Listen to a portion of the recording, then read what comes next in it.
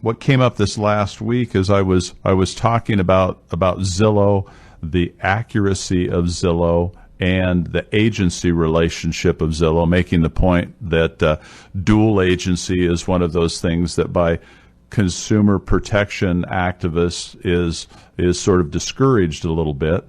And apparently I wasn't real clear on really what I was talking about with agency and with the accuracy. So I went back this week and it was interesting. Maybe if you can figure out this math, you're doing much better with your math and calculator than I am.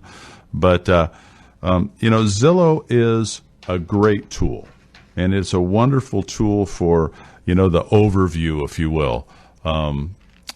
Someone said to me earlier today it was a little bit like reading the EPA recommended mileage on an automobile. It's pretty good to give you a general idea of the lay of the land. But when it really gets down to the accuracy of the moment and of the time, it's really much better to glean that information from your local multiple listing service, something that is in real time, specific to your neighborhood, specific to your area of interest, and trying to come up with that. But according to Zillow's estimates, and this is where we get to the fun math, they claim to be on valuation, claim to be accurate within 30% of value, 80% of the time.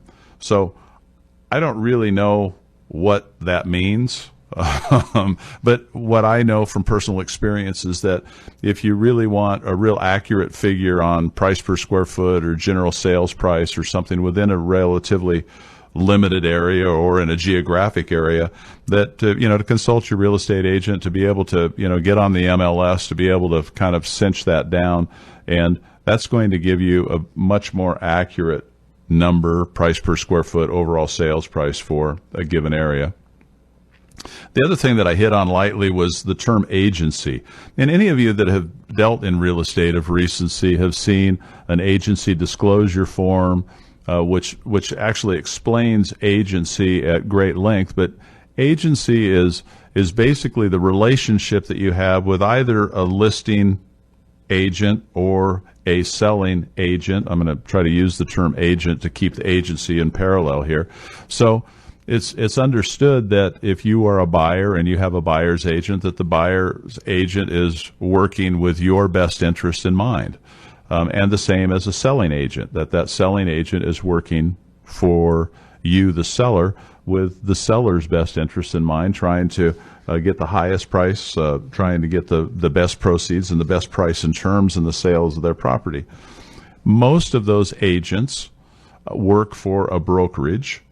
And so the way that breaks out when we're talking about agency, and what I was referencing with agency with reference to Zillow is that Zillow has more incidents of dual agency than any other website out there. And basically what that means is that the real estate agent represents both sides, the buyer and the seller.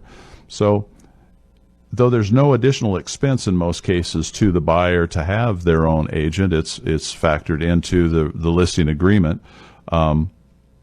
Sometimes there's a little bit of concern when there's an agent that would be receiving a fee by representing both sides of the transaction, whether they're doing a fair and equitable job on both sides of the transaction, particularly if there's some negotiation involved in that transaction.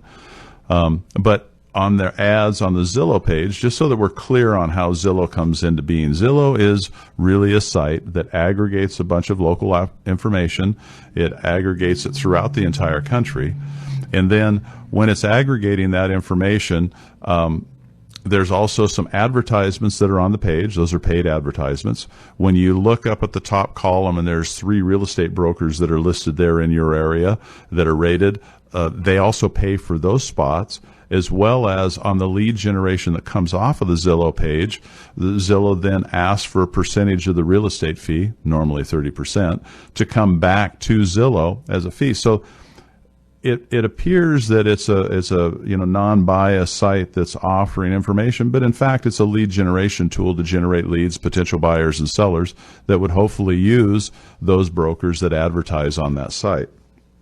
So when dealing with agency, it's just nice to be clear as to who is representing whom, and maybe what I thought I would do just to clarify that just a little bit is to let you know that basically when a commission comes in, there's sort of four hands in the jar, if you will.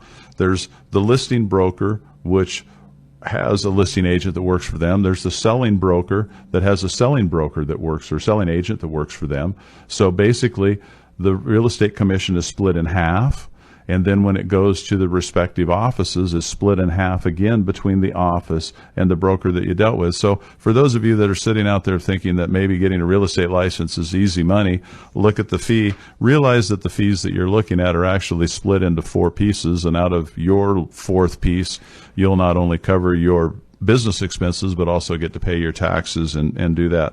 Hopefully, I clarified what agency is about and what dual agency is about. Dual agency is not always bad, but once again, this is one of those situations where as long as both parties know exactly what they're getting into, there's full disclosure with the broker that's representing both sides of the transaction, and everybody knows what's there. It's a good thing. But for 9 out of 10 cases, just because maybe the seller is selling it on their own or doing whatever, just because the seller has made a choice not to have representation, doesn't necessarily mean that it's in the buyer's best interest not to have representation. And for no cost, it might not be a bad way to go.